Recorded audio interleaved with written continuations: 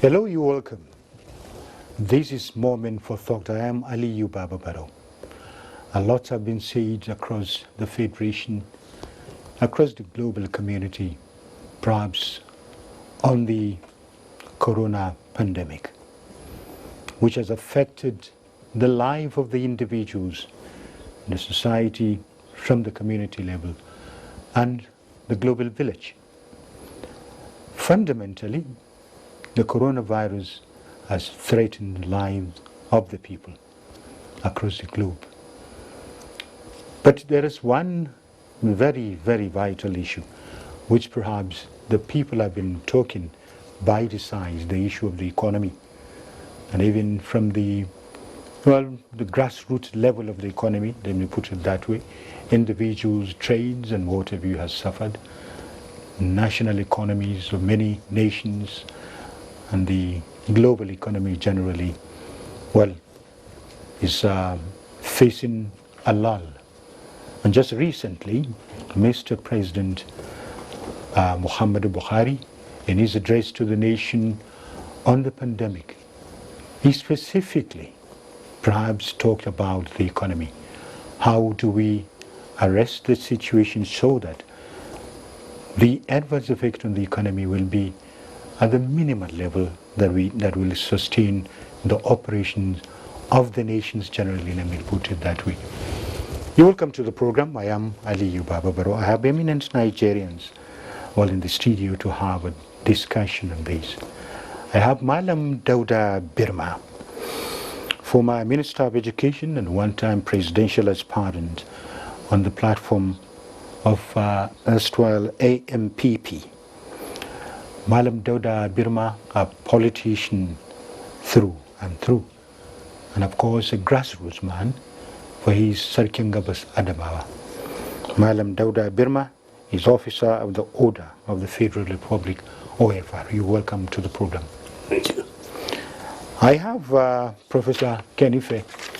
He's a darling of us here. He's always here in our studio and discussing the economy. As what more to discuss actually on the COVID-19, but to talk about its effect on the economy. Correct. Because it is the omnibus of the whole system, so to speak.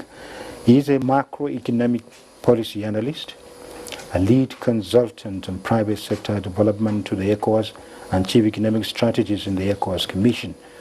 And these are very few of those international organizations Professor Kenife has been consulting for. You're welcome to the program. Thank you very much. Yes. Thank you. Let me start with Malam Dauda Birma, the elder statesman. You were a minister of the Federal Republic, and as a politician, I describe you too as a grassroots man. The fear from the beginning was that at least the coronavirus should stop at that urban centers where we receive visitors, but it's permeating through the fabrics of the country, and little economic activities are very much in the lull. How do you appreciate the situation? You as a politician and as an educationist, and of course as a grassroots man, you're always with the people. How do you see the situation? I will open up by saying that the coronavirus has hit me very hard. In that, one of the major casualties has been Malam Abakari, the chief of staff to the president. I've known Malam Abakari for something like 40 years. Though I come from Adamawa, I grew up in Borno, and therefore people of his generation are people who are like my younger brothers. Yes. And not only that, in introducing me, you said I was a presidential aspirant. In 2003, I stepped down for General Buhari, and I stepped down for him in 2007. That is to say, I am intimately associated with his political machinery. Therefore, talking of COVID-19 would be something which brings it very much home. And I would like to open by saying that I send my condolences to the president for this wonderful young man he has lost, and may his soul rest in peace. Now, having said this, you can see that I have personal experience. If it has come that close and hit a person whom we have lost, then I must have been contemplating it from the health point of view, from the educational point of view, and from the political point of view.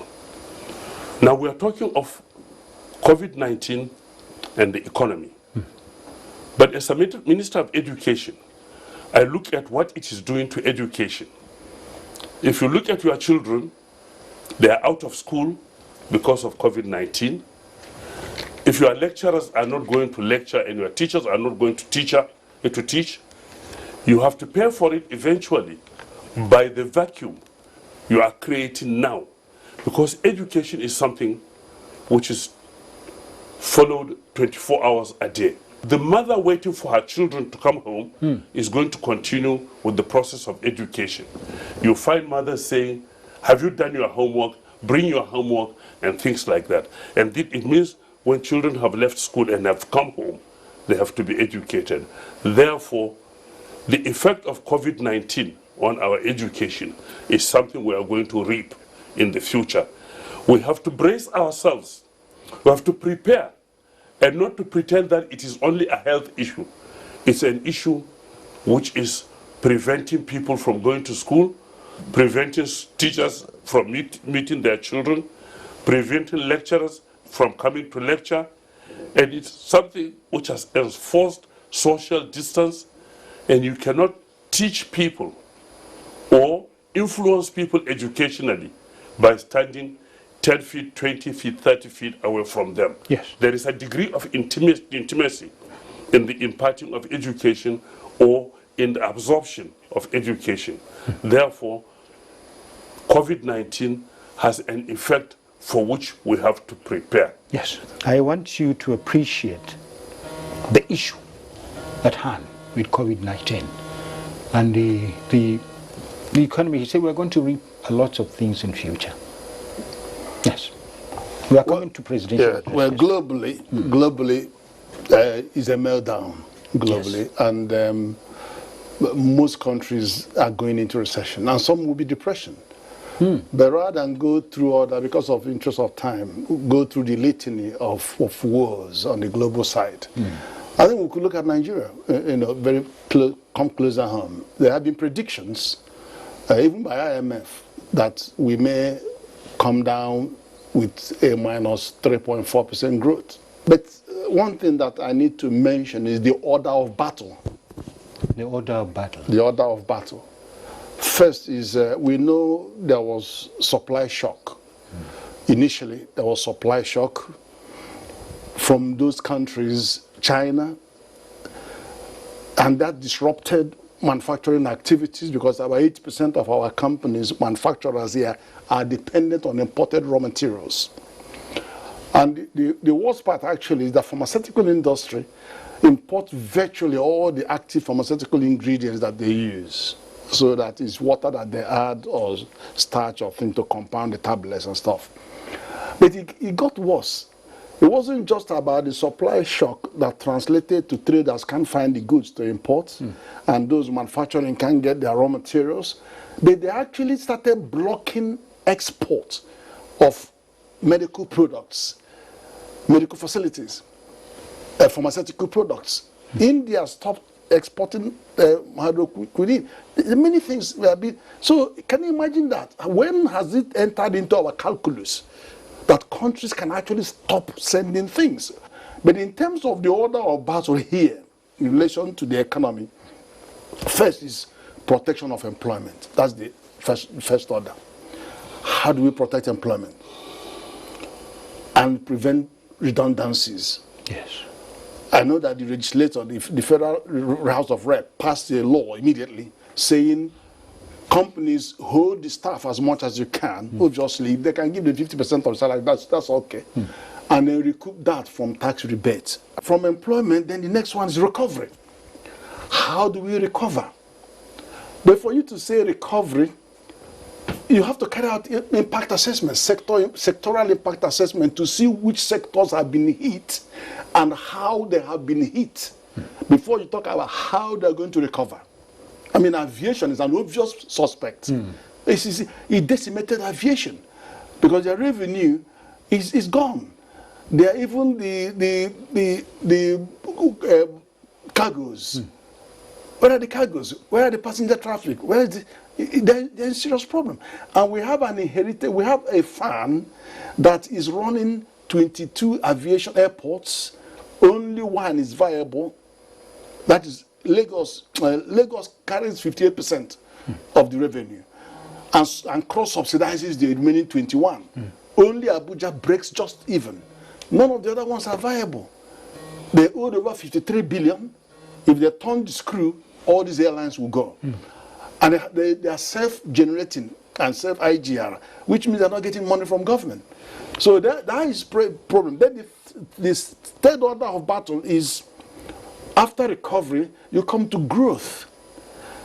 How do we now grow the economy after recovery? And then finally, you come to sustainability, because you talked about Economic Sustainability Committee led by the Vice President. You have to follow those orders in that order. And if we have time, we can unpack. Yes, we. well, you know, the issue is multifaceted, kind of. Let's go to what Mr. President said. He said, as a result of this pandemic, the world as we know it has changed.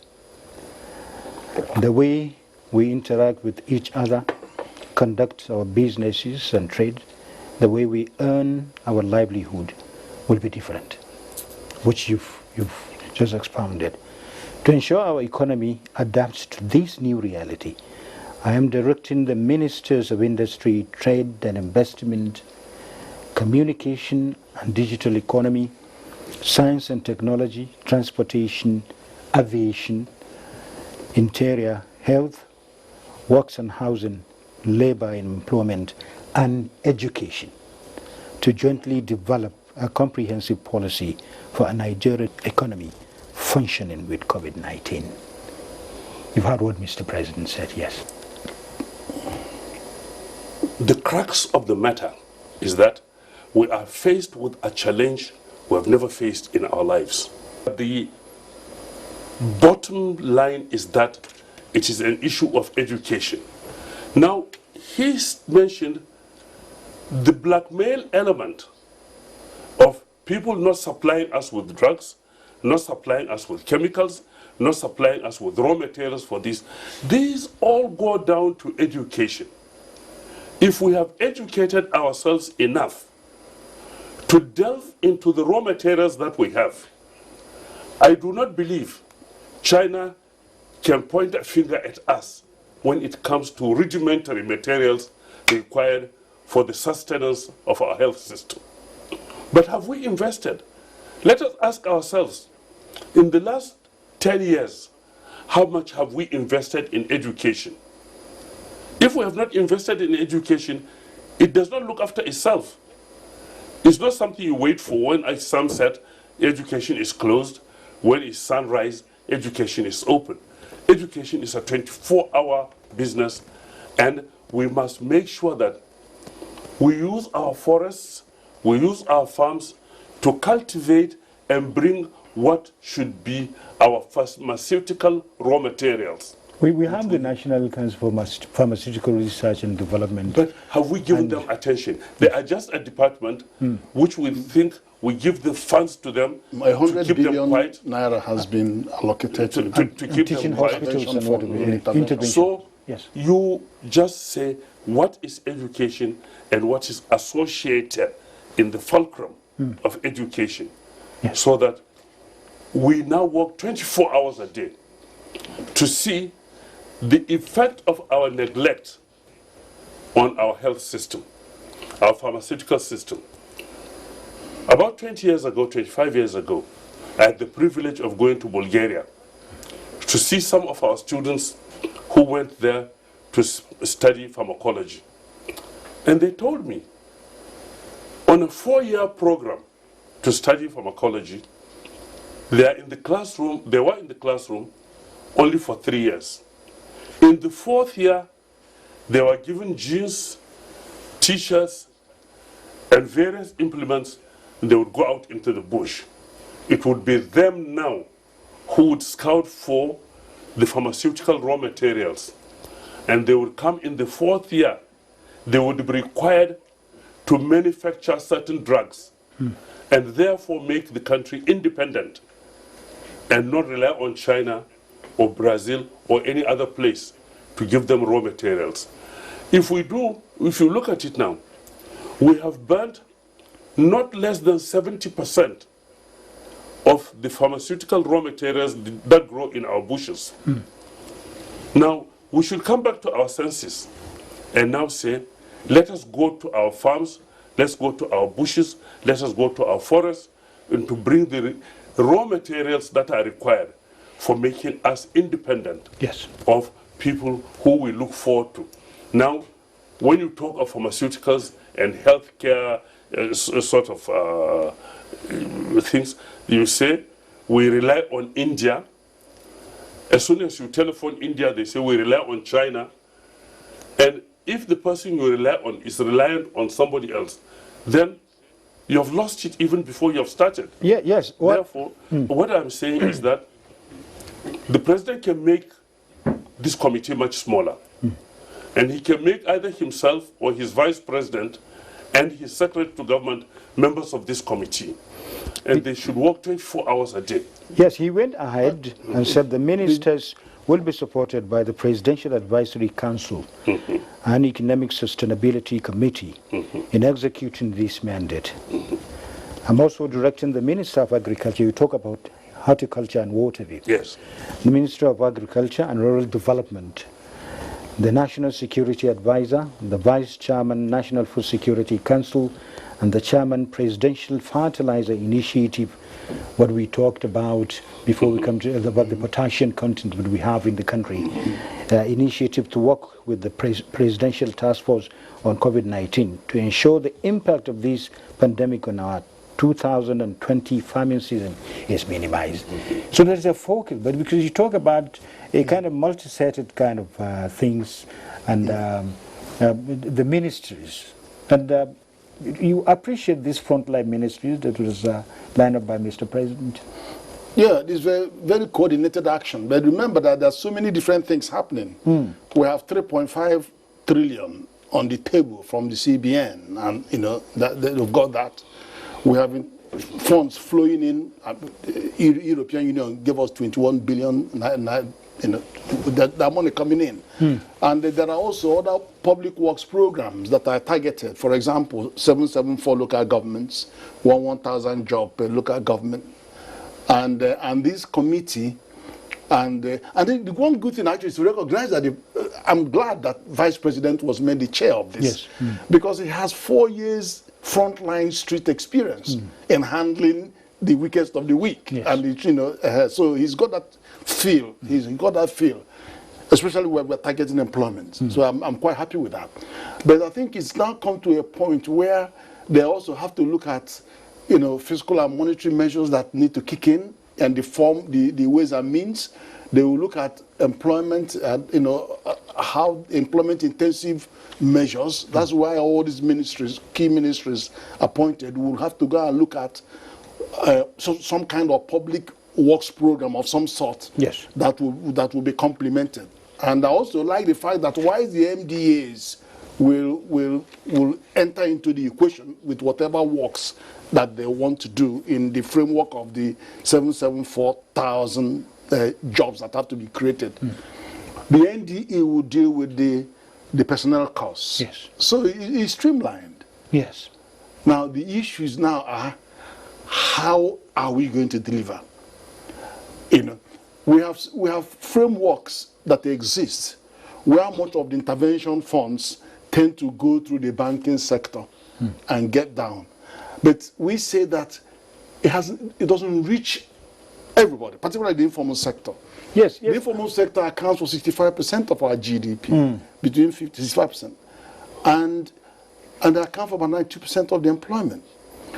And you know how most of our money are actually not in the banking system. Yes. Prof, So I think we need delivery framework yes. that would actually reach the informal sector. Yes. If we are going to quickly ramp up employment. Yes. Very, very important. We're now talking about strategy, actually. The committee is there, and we know the problem, actually, that is happening. I think we're going to have a second discussion, perhaps that will come the following week. We'll continue with this discussion. Thank you, Malam Doda Birma, for coming. We'll continue with the discussion so that we have a panel here, and you chip in one or two things that could be streamlined so that we attained do we say the promised land, to reach the promised land towards really making Nigeria stabilize economically. Thank you very much, Professor Kennedy. Thank you. Yes. Well, you've heard it all. You're talking about COVID-19 and the economy. What do we need to do as a nation? Which, Mr. President, as they say, you show the light and people will find the way. He's not only showing the light, he's participating in it. And he and Mr. Vice President and all the ministerial committees and what have you. We'll continue with the discussion on the strategy ahead and what we need to do as a nation, particularly these sectoral development. When you talk about education, when you talk about economy, health sector and what have you, what do we need to do? In fact, to nip it in the bud should certain things like this come. The world itself is like life, is dynamic. We'll be back again. I am Aliyu Babaro. Thank you very much. Goodbye.